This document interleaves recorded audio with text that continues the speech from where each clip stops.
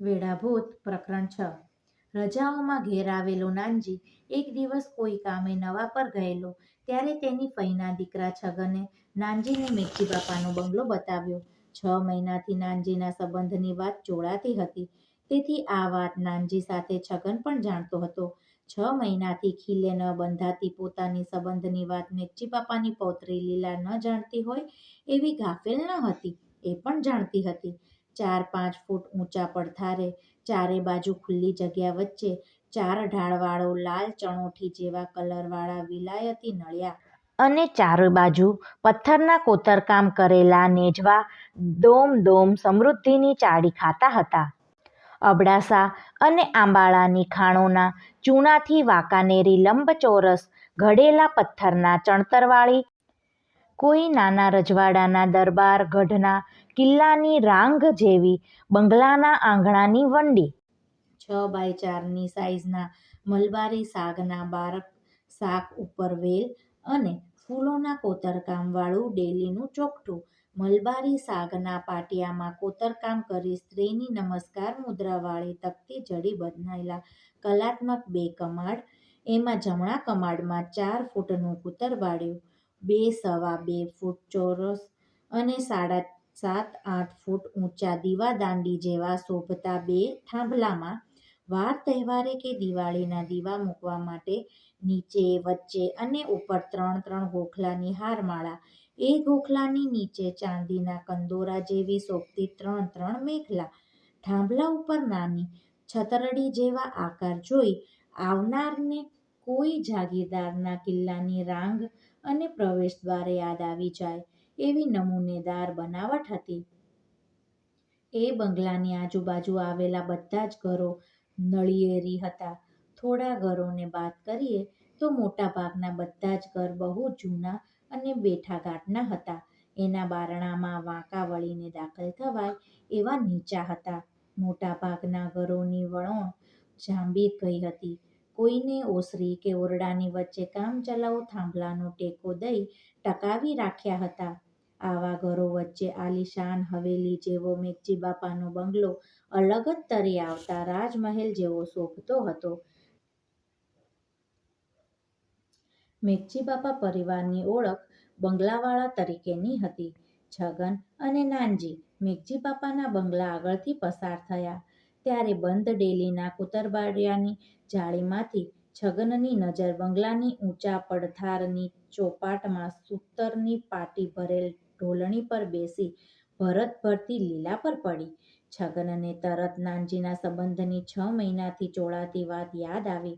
નાનજી, તારા હપ્પણની વાતવાળી મેઘજી બાપાની પૌત્રી ઘરે હે, જોવી હોય તો હાલીએ. નાનજીને છગનની વાત અજુગતી લાગી. નાનજી ભલે ગ્રેજ્યુએટ થયો હતો, પણ જન્મે સાવ નાના ગામડાનો, તેથી મનથી સાવ અભણ, પાછો ગરીબ ઘરમાં ઉછર્યો હતો. ભણ્યો ભલે બોર્ડિંગમાં રહીને, પણ એના જેવા ગામડામાંથી આવેલ પોતાના જ્ઞાતિના ગરીબ ઘરના છોકરાઓ સાથે, એના જેવી જ બધી માનસિકતા ધરાવતા છોકરા સાથે રહેતો હતો. તેથી નાનજીની માનસિકતા હજી સહેજ પણ બદલાઈ નહોતી. છતાં અંતરમાં છુપી ઈચ્છા તો થઈ જ, પણ છગન પાસે ખાનદાનીના સંસ્કાર બતાવવા તેણે મોં પરના ભાવ બદલી અણગમો બતાવ્યો. તેને કપાળની રેખાઓ તંગ કરતાં કહ્યું, જવાતું હશે? કોઈ શું કહેશે? મા અને ભાઈને ખબર પડે તો વઢ્યા વગર રહે? ઘરમાંય ગરવા ન દેઈ નોખું. નાનજીએ આ પગલું ભરવાના સંભવિત જોખમ સામે લાલબત્તી બતાવી. પણ છગન નવાપર જેવા મોટા ગામનો રહેવાવાળો હતો. અનાયાસે આવી મળેલ આ તક ન ઝડપવા બદલ ભણેલો નાનજીને સાવ દેશી ગામડિયા અભણ લાગ્યો. નાનજીએ બતાવેલ જોખમ સામે પોતે ઢાલ બતાવી. અરે, આપણે બીજું બહાનું બતાવીશું, પેલી વાતની થોડી ખબર પડવા દેશું. નાનજીનો હાથ પકડી તેણે ડેલી બાજુ પાછો ખેંચ્યો. હાલ તું બોલતો નહીં, આમ પણ એ તને થોડી ઓળખવાની હતી. છગને સામાન્ય આગ્રહ કરતા નાનજી માની ગયો. બંને ભાઈ પાછા વળી મેઘજી બાપાના બંગલાની ડેલીનું કૂતરબાડિયું ખોલી આંગણામાં દાખલ થયા. કૂતરબારિયામાંથી દાખલ થતાં નાનજીના હૃદયના ધબકારા વધી ગયા. ચોપાડમાં ઢોલણી પર બેઠેલી લીલા એના ધ્યાનમાં ભરત ભરતી હતી. બંને જણ નજીક પહોંચતા છગને મેઘજી બાપાની પૂછા કરી. આમ તો થોડી વાર પહેલાં જ છગને મેઘજી બાપાને વાડી બાજુ જતા જોયા હતા. એને ખબર હતી જ મેઘજી બાપા ઘેર નથી, તેથી જ એણે હિંમત કરી આ સાહસ કર્યું હતું. એક ધ્યાને ભરત ભરતી લીલા સપનામાંથી જાગી હોય એમ ચોંકી ગઈ. તેનો ભરત ભરતો હાથ સોય સાથે એમ જ રહી ગયો. તેણે બંને જણ પર નજર ફેરવી છગન તરફ જોતા કહ્યું, બાપા તો હમણાં જ વાડીએ ગયા. જરાક હસીને લીલાએ વિવેક સાથે પૂછ્યું, કંઈ કામ હતું બાપાનું? કામ હતું ત્યારે તો આવ્યા છીએ. ચહેરા પર સહેજ સ્મિત લાવી છગને કહ્યું, તો કહેવાય એવું હોય તો કહો, શું કામ હતું? આવશે તઈ કહી દઈશ.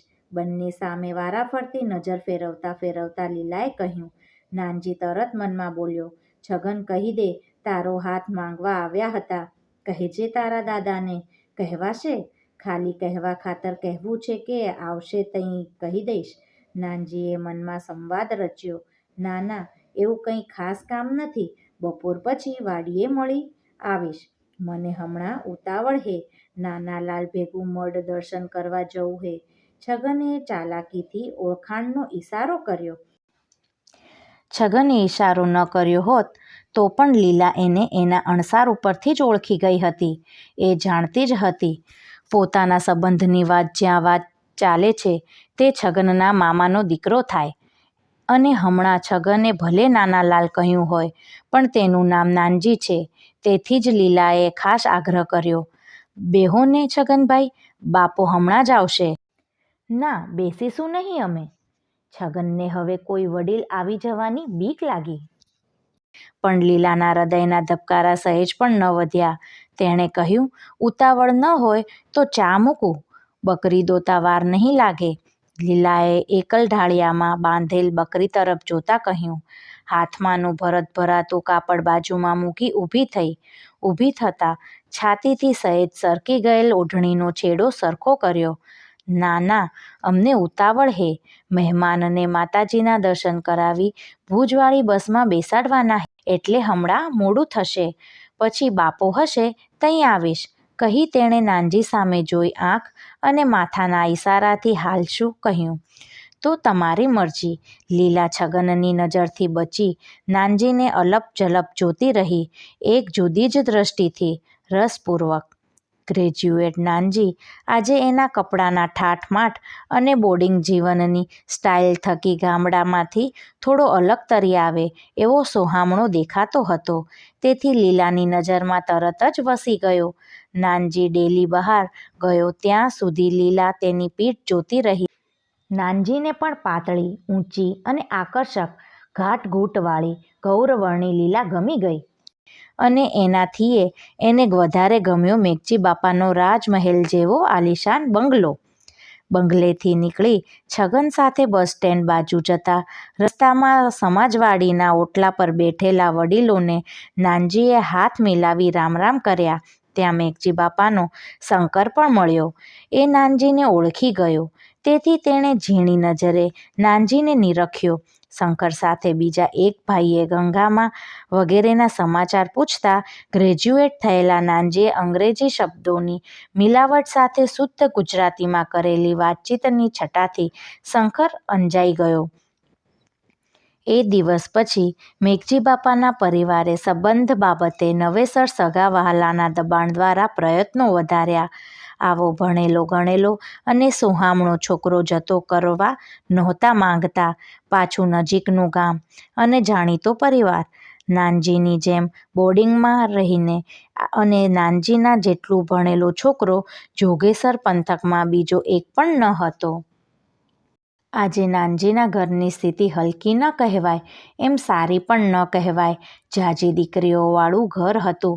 એની ખેતીની પિયત જમીન પણ માપની જ હતી. પણ બંગલાવાળાને થયું છોકરો ભણેલો છે તો કાલે બધું બરાબર કરી લેશે. કલકત્તાવાળા તો પહેલેથી આ સગપણ થાય એમ ઈચ્છતા હતા, પણ કાનજીને ના કહેવડાવી દીધી હતી. હવે નાનજીએ મેઘજી બાપાનો બંગલો અને લીલાને જોયા પછી એ આ સંબંધ થાય એવું મનથી ઈચ્છવા લાગ્યો. મર્યાદામાં પોતાના સગપણ બાબતે મા અને મોટા ભાઈને થોડું કહેવાય, છતાં તને મનમાં સતત થતું, જો કલકત્તાવાળાને ત્યાં સગપણ થાય તો ગામમાં તો ઠીક, પણ સગા વહાલા અને સમાજમાં પણ પોતાનો વટ પડી જાય. નાનજીને લીલા તો ગમી જ હતી, એમાંય તે દિવસે લીલાએ એને ચા પીવાનો જે આગ્રહ કર્યો એનાથી નાનજી બહુ પ્રભાવિત થયો. એ ઘેર સગપણની વાત વખતે એ ઘરની મોટાઈ અને મોભો મરતબો ને ઠાઠવાળાની દીકરી આપણા જેવા સાદા જાતમજૂરી કરનારના ઘરે ન પોસાય એવું વિચારી ના કહેવડાવી હતી. પણ નાનજી અને છગન તે દિવસે એના ઘરે ગયા ત્યારે વગર પરિચયે લીલાએ ચાનો આગ્રહ કર્યો. તે વખતે જ નાનજીને થઈ ગયેલું, મા અને ભાઈ કહેતા હતા એવી મોટાઈ કે એવું જરા પણ નથી લાગતું. પૈસાદાર છે એ સાચું, પણ એના મનમાં મોટાઈ જરા પણ નથી, નહીં તો ઓળખાણ નહોતી તોય દિલથી ચાનો આગ્રહ કર્યો હતો. ભાઈ અને મા કે તાતા એવા ફોવાળા હોય તો પાણીનીય પૂછા ન કરે. એને શું છૂટી રહ્યું હતું કે ચાની પૂછા કરે? સામેવાળાએ ફરી ફરી પ્રયત્ન કર્યા. પૂનાવાળા લાલજી બાપા દ્વારા પણ ભલામણ કરાવી. વિધાતાના લેખ હશે એટલે નાનજીનું મેઘજી બાપાને ત્યાં જ લીલા સાથે ગોઠવાયું. નહીં તો કાનજી અને ગંગાની જરા પણ ઈચ્છા ન હતી, પણ સગા વહાલા અને હેતુ સંતોષીના અને એમાં પણ પૂનાવાળા લાલજી બાપાના આગ્રહને કાનજી વળાવી ન દઈ શક્યો.